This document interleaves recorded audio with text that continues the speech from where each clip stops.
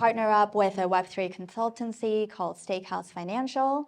It's a group of 10 chefs who are consultants to different protocols, mostly on the Ethereum ecosystem, but we plan on branching out to the Solana ecosystem as well over time as more successful projects need community input and there's financial resources to start paying consultants and DAO contributors as well. So yeah, Steakhouse spun out of MakerDAO, their strategic finance unit.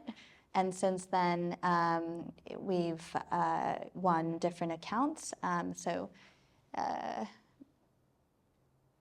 These are examples of value additive work. Some of the holdings in the portfolio, which we get our hands dirty on and actually try to create value and add positive influence over the trajectory of the protocol. So Lido, you may know it's a leading Ethereum staking provider with just under 30% market share in staking. Ethereum staking is a mature market. So, whilst in 2022 there was lots of excitement about Lido's market share gains, since restaking has come onto the scene, LDO token prices had really lagged, and Steakhouse came up with the idea of Lido Alliance, which is basically leveraging the Lido's trust and reputation in the market to create an ecosystem around its liquid staking token Steth. So the inaugural members of Lido Alliance were accepted by the DAO actually yesterday, and you'll be seeing a bunch of projects that will be working with Lido in LSTs, LRTs, and other restaking protocols. Maker, DAI is the biggest decentralized stablecoin with over 5 billion in supply. DAI started out with crypto collateral that's backing the stablecoin, but over time, the asset side of the balance sheet has become very complex. So Steakhouse and myself, we established Asset Liability Committee for MakerDAO, so doing more risk management on the balance sheet to make sure that liquidity and solvency of the stablecoin DAI is carefully monitored. Again, Axelar is another fund's position. It's interoperability protocol that it's a blockchain that connects other blockchains. We believe, it has superior tech compared to some of its competitors like Wormhole or Chainlink CCIP, but they have a less recognized brand. So we did some, education around the different offerings and actually convinced Lido DAO to vote Axelar as the preferred service provider for bridging Steth token to the BNB chain. And finally, Morpho, it's a new borrow and lend protocol that's trying to outcompete Aave in Ethereum. Steakhouse was responsible for its go-to-market strategy.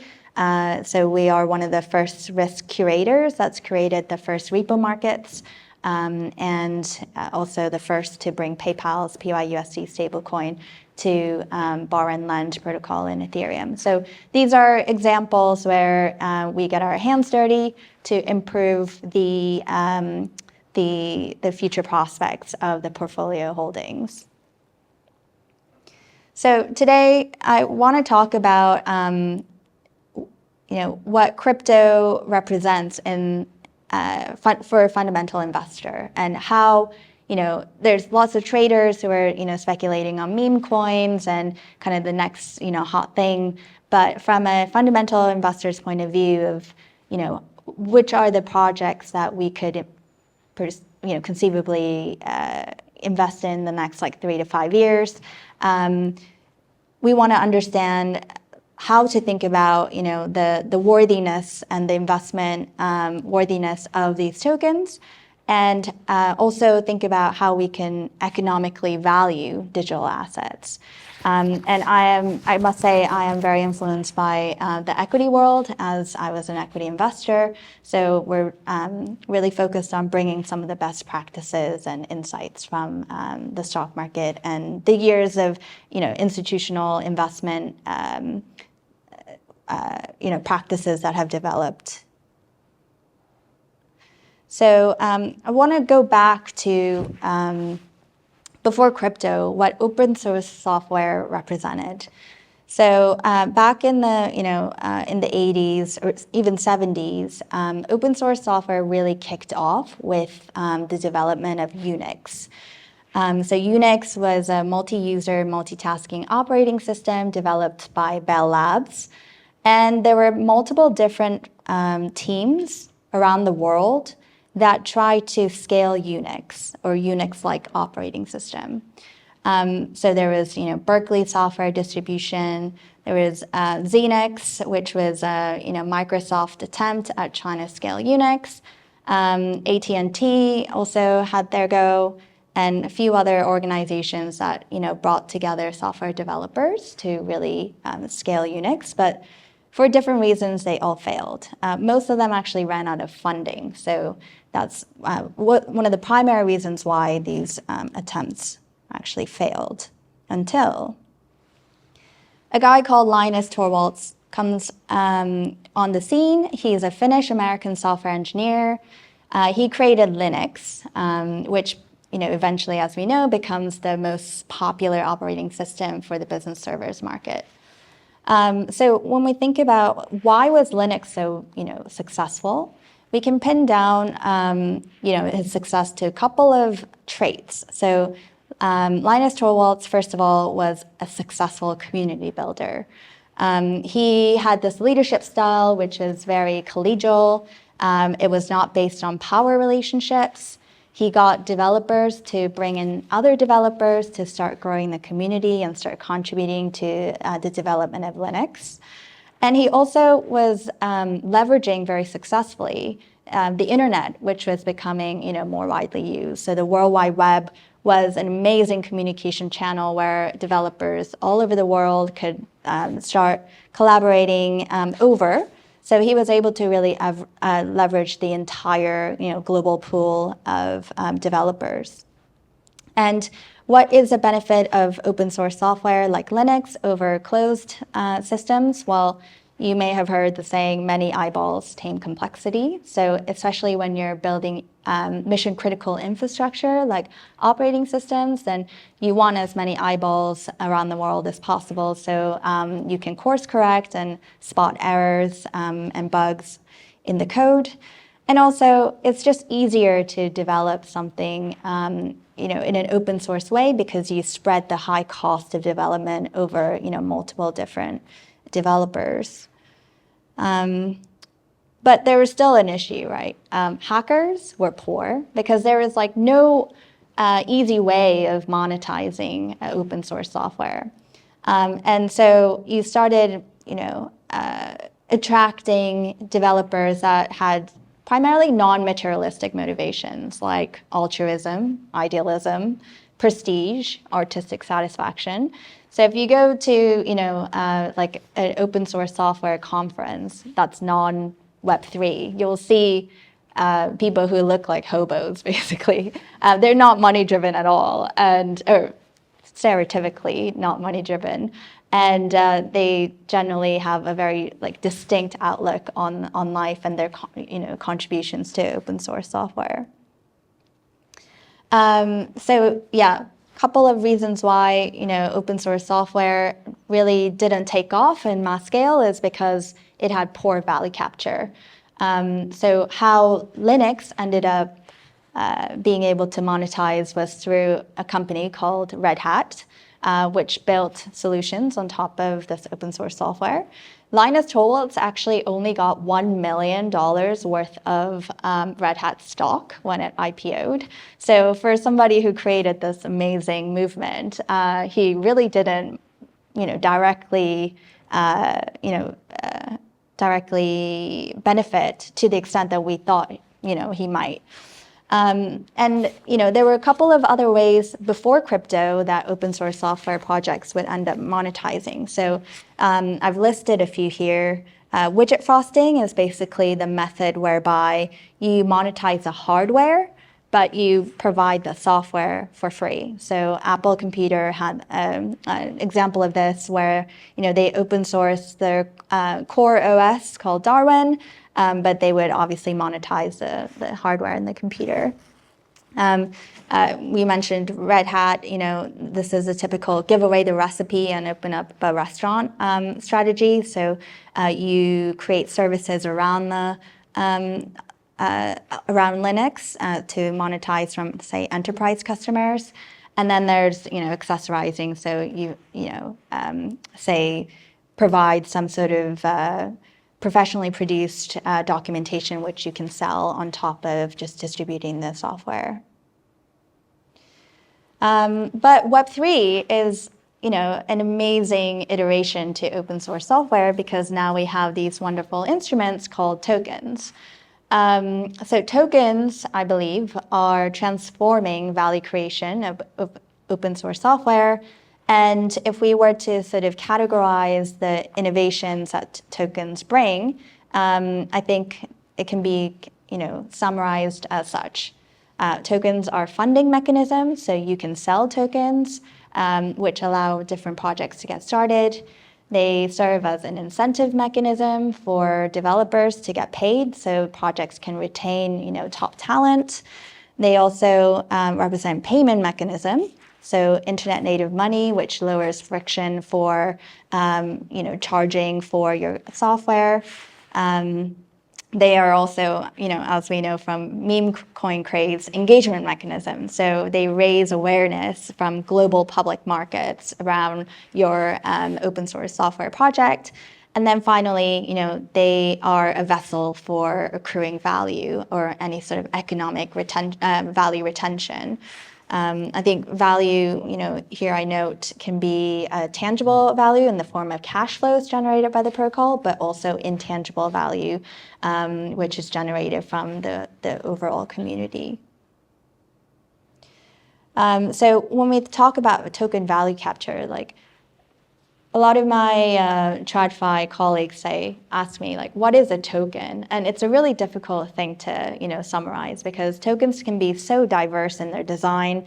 But the most abstract generalization to my mind is tokens are just a coordination instrument for open source projects and participants who contribute to these projects. And how do we think about rationally valuing them?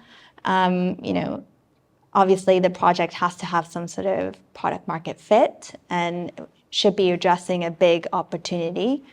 They also have some sort of utility, whether it be for governance voting or staking, using the token as collateral like we would do for Ethereum or Solana and these POS networks. They can also be discount. They can offer holders discounts to certain services. They can be used as gas token, and the last two, so alignment and cash flows are actually the aspects of token value capture that I want to focus on in the presentation. But to my mind, to understand which tokens are worth investing into over the long term, you really want to study the alignment structure around that project, and also the economic opportunities for that open source project. So I'll start with alignment.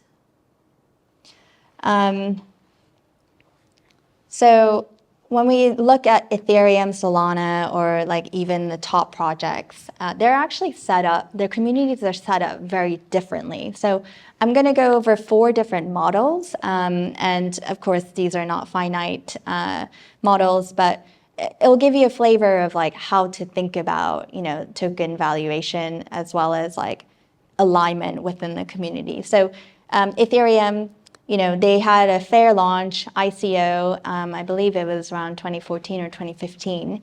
But at the time of the ICO, the Ethereum Foundation, which was based in Zug, got some token supply. Today, they own 0.26% of the total Ethereum supply, which amounts to around 650 million. It's a non-profit organization, so the developers and the researchers that contribute to Ethereum Foundation will get grants. And then there were other companies that are for profit and they contribute to the Ethereum ecosystem, whether it be like different clients or infrastructure that supports Ethereum.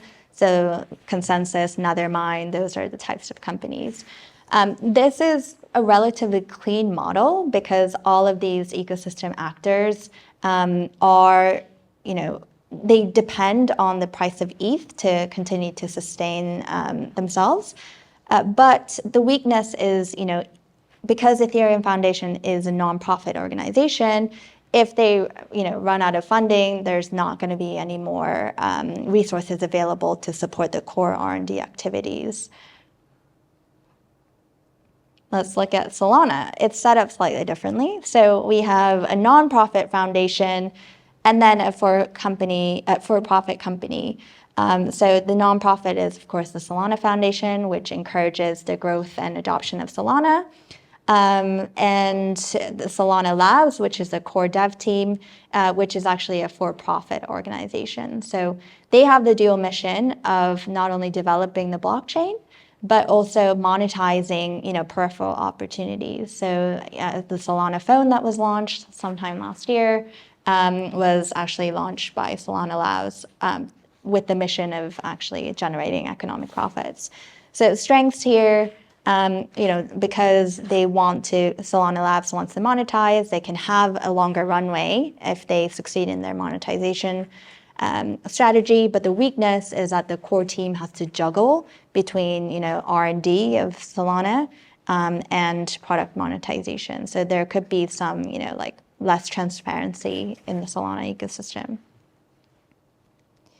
And then we have fully on-chain DAOs. So Lido DAO is an example I mentioned. It's a leader in Ethereum staking. It actually doesn't even have a legal entity. It's just like a bunch of people who met online that contribute to this effort to decentralize Ethereum staking. And they oversee a common treasury, which is used through decentralized governance. So it's a really clean model. Lido DAO has a monetization policy whereby it charges 5% of all Ethereum staking fees. And through the DAO resources, there's contributors who get paid a salary. But a weakness is, it's 200 people who are, all kind of trying to work together online through Telegram or Discord.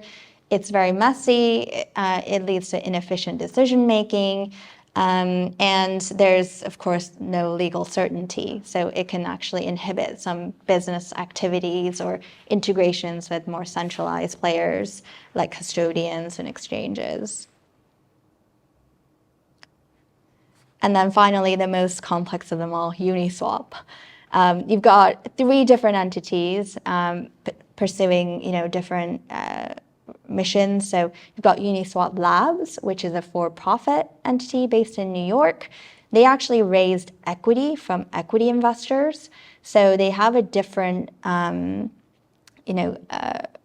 set of investors than the token.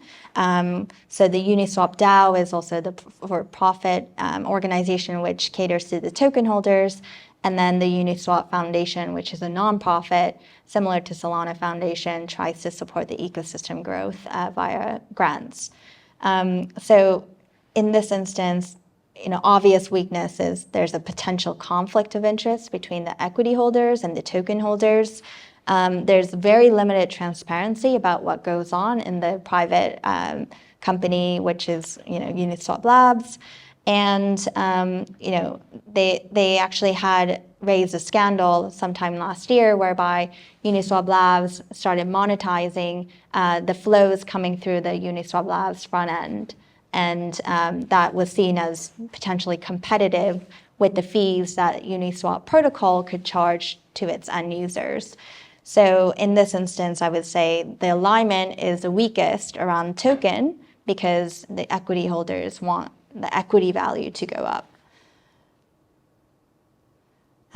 So yeah, these are the 4 models, as mentioned, that could have an impact on how important or not important the token value is in the context of the different ecosystems. Something like LDO, LIDO. LDO is the only, asset that will directly over time matter to all the different stakeholders of the ecosystem. Whereas, Uniswap Labs or Uniswap, because of the lab's equity, you're not quite sure, if the Uni token will be the eventual value vessel for the economic gains of this ecosystem.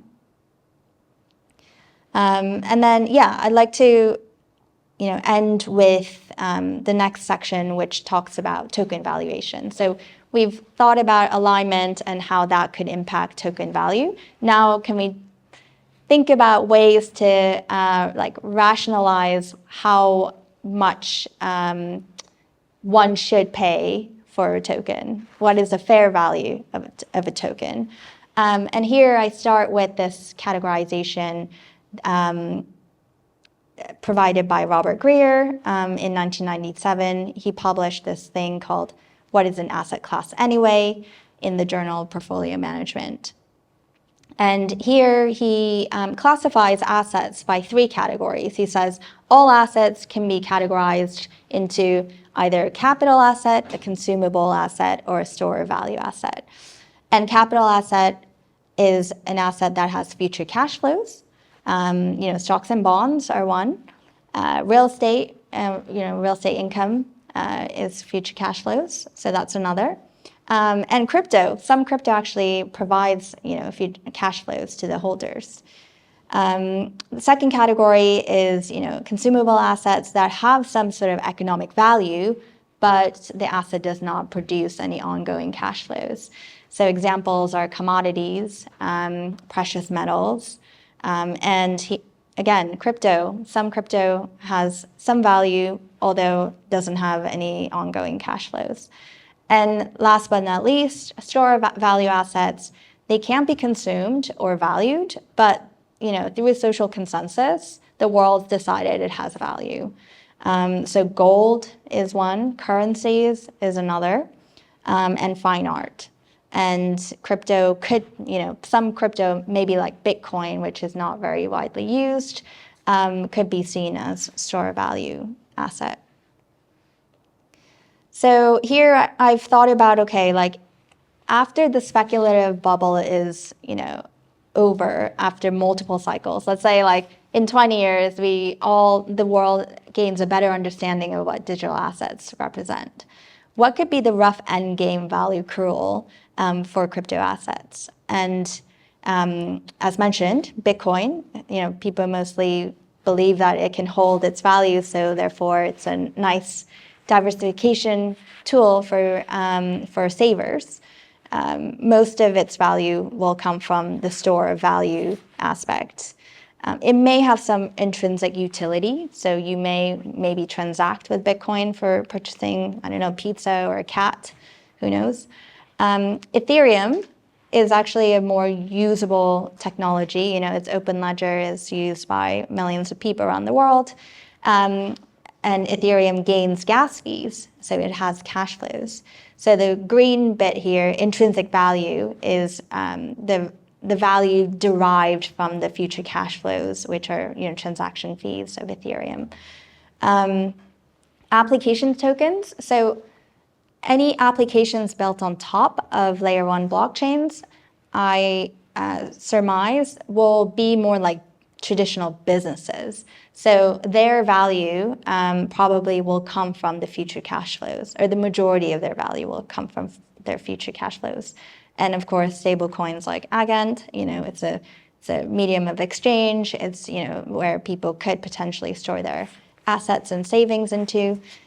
So these are the different types of crypto assets and where eventual value could accrue to. So I want to focus on the cash flows aspect of value because that's kind of the easiest to an equity investor. And cash flows in crypto have been growing. So this is, cash flows of different protocols in the last year. We've got Ethereum, which is, got the highest fees, around 3 billion. Randomly Tron and Bitcoin next. And the tail kind of falls off very rapidly, but you've got some OG DeFi protocols like Lido, Uniswap, MakerDAO, Aave. I think Solana here actually doesn't take into account the MEV numbers, which have been quite strong of late. So it's underreporting, but we can see that the economic activity and cash flows of these protocols are growing. So let's look at Ethereum and try and kind of reason out its economic value. So this is the economic model of Ethereum. It's a, simply speaking, two-sided marketplace where on one side you've got the decentralized applications and their users paying gas fees to use these applications. So transaction fees come in two forms: base fees, which is the same across all the users, but then you also have the option of providing a tip to front run other transactions. On the other side are the validators. So that's the supply side. Node operators validate transactions on behalf of users, and they get compensated. They get compensated in new Ethereum issuance, which is this algorithmic curve, and they also get passed on the tips from the users. So the gas fees are used to burn the tokens, which has a deflationary impact on supply, and the new token issuance to the validators have an inflationary impact on the token. And the net change between the token supply is basically the overall inflation or deflation of Ethereum. So what if we viewed Ethereum as a business that sells block space? In equities, we do this decomposition of price return into three value drivers, and that's earnings growth, how quickly or not quickly the earnings of the business are growing, PE multiple, so that's price to earnings multiple. It's basically the market perception of how growthy or not growthy a business is, and share count reduction. So how quickly the supply of the shares or token in this case is growing or contracting. And if you multiply the three components, you basically get the stock price return. So I'll go through each one very quickly in the context of Ethereum. First, Ethereum's transaction growth or fee growth. Despite the hype for a long time, transaction fees were very low in Ethereum until the users came and the applications were built on top. So the blue line shows trailing 12 months of Ethereum fee growth. And from 2019 to 2022, transaction fees grew from around 35 million to over 4 billion. So that was 124x. It's quite impressive growth.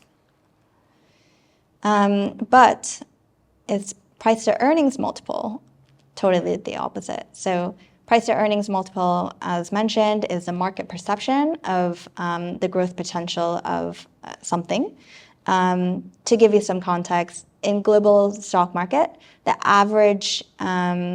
median price to earnings multiple is 17 times. So Google is, of course, perceived as more growthy than the median. It's trading at around 25 times. Tesla, Amazon, much more expensive because I guess the market perceives them as higher growth. At the end of 2022, Ethereum PE multiple was 34 times, which was quite interesting because that, was lower than Tesla, for instance. So over time, over this period, the PE multiple contracted around 92%. Share count reduction, it's this theory or the concept that if you have a pizza, you share it in 8 slices, each slice is worth X. If you have the same pizza sliced over 4, then you have 2X the value per slice. So if a company buys back shares or burns the shares, then each share accounts for more value. Well, Ethereum's token supply, as mentioned, is a function of token issuance offset with token reduction. So token issuance is algorithmic. I won't go over the math, but it's dependent on the number of Ethereum staked. Token reduction is based on the total gas fees that are spent by the users, and the net effect is how quickly or not quickly the token supply is increasing. Actually, it's been deflationary over the last year. So Ethereum supply is contracting at minus 0.18% per annum. But over 2019 to 2020, that was not the case, and supply grew actually by 13%. So multiplying the 3 components, you've got massive earnings growth offset with reduced market perception of how growthy Ethereum is, and then share count increase to get to 9.1 times. So yeah, the math checks out. From 2019 to 2022, price rose from 130 to 1180. So putting it all together, of course, as mentioned, cash flows is one component of the potential way of valuing tokens. But I wanted to make the case that crypto capital assets can be modeled like equity. And the key questions here are, how quickly are protocol, fees growing? What's the market perception of that growth? And how quickly or not quickly the supply growth is happening or supply is contracting. And this, along with the gauging of the alignment of the ecosystem around the token, I believe can really help us have a rational framework around how to value tokens in the digital assets. And I want to end with recent news, which is that Franklin Templeton is now thinking about launching a crypto fund that will allow investors to invest in digital assets outside of Bitcoin and Ethereum and the majors. So TradFi is coming, institutions are coming. They, of course, are more used to thinking about valuation in the TradFi way. So my thesis is that, as more investors start thinking about the rational way of valuing token, that, the fundamental way of assessing tokens will probably end up becoming a very important way of investing, just from the sheer weight of money moving and being allocated by these types of investors. It's been very interesting as well this cycle to see the dispersion of returns in digital assets. So whereas in historical cycles, if the market moved, a lot of the tokens moved together. This cycle, now the market is starting to be more picky. So there are protocols that are doing really well, that are being awarded by the market. There are protocols that are not doing very well on a fundamental level, that are not being rewarded for the market. So this dispersion means now you want to be very picky about which altcoins you have in your portfolio. So yeah, that's the end of my presentation, and please clap.